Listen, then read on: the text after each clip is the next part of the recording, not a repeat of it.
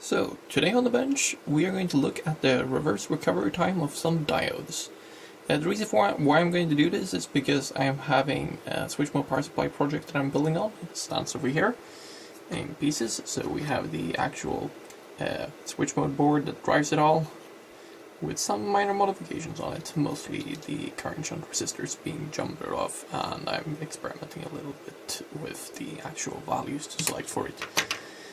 But I'm having a 1M4007 on it, another 1M4007, and 3 more over here.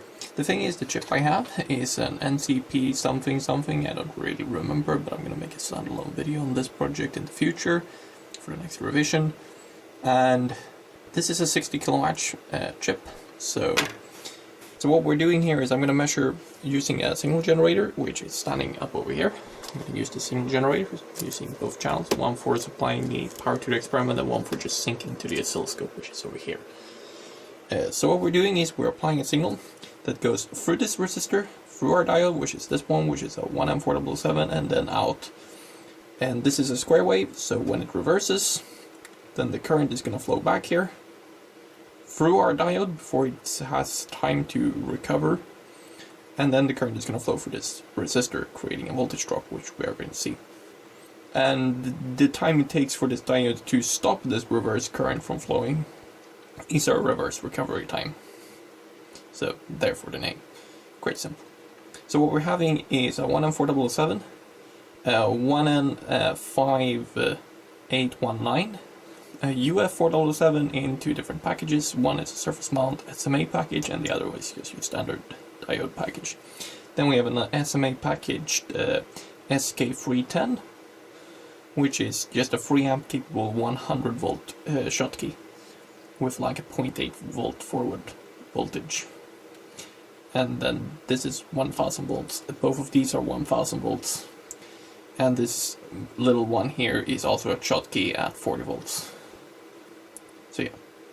The main difference between the UF4007s and the 1M4007 is the reverse recovery time.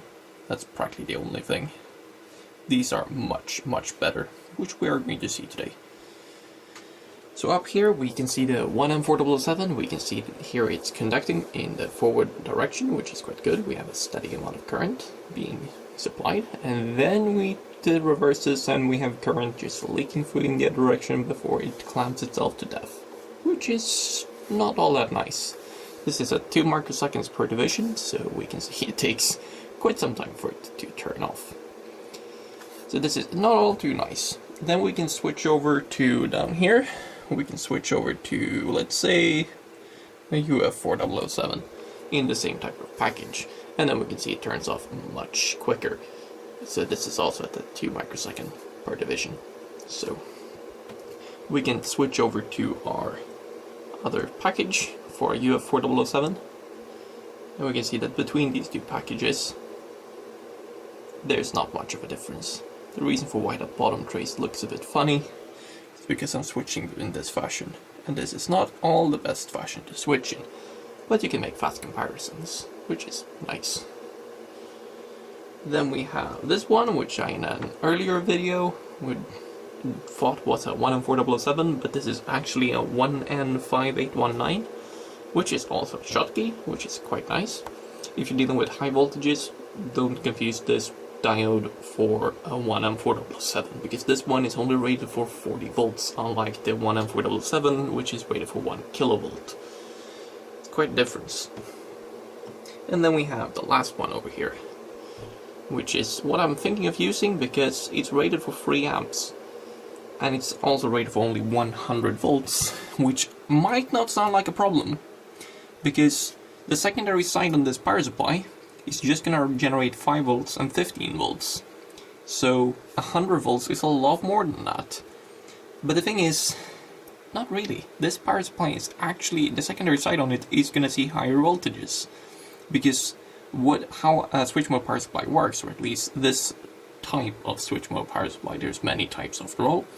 This type of switch mode power supply works by, it induces a voltage on this coil, which induces a magnetic field within our core, then it just releases that.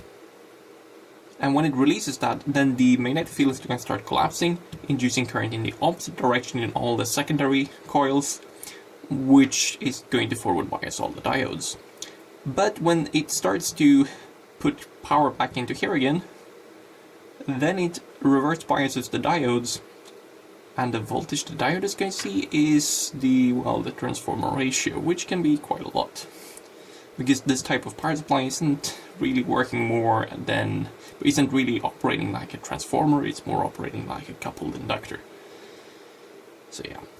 So that's why this might actually not be enough. We might need a higher withstanding voltage, like something like a kilovolt. So I might go for these ones and just double up on them, or I'm going for this one. I haven't yet decided. This would be easier. I could probably use this for the 5V rails, and then use a pair of these for the 15V rails, because that should be easier than anything else. So yeah, that's my idea. So I'm gonna make a separate video on this power supply in the future, but here's my method for measuring reverse recovery time. Really simple. 1K resistor and some diodes and a simple signal generator with some timing over to the first channel, which I'm having off, because all of this is a big freaking square wave. Am I going the right direction here? Yeah, this is the right direction. There we have it. So yeah, channel 1 is just a big freaking square wave. Solid fit. Good for synchronizing the two measurements.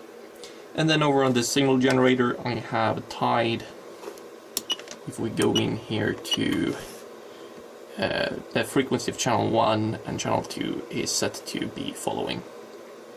I can set them to not be following, but why should I do that?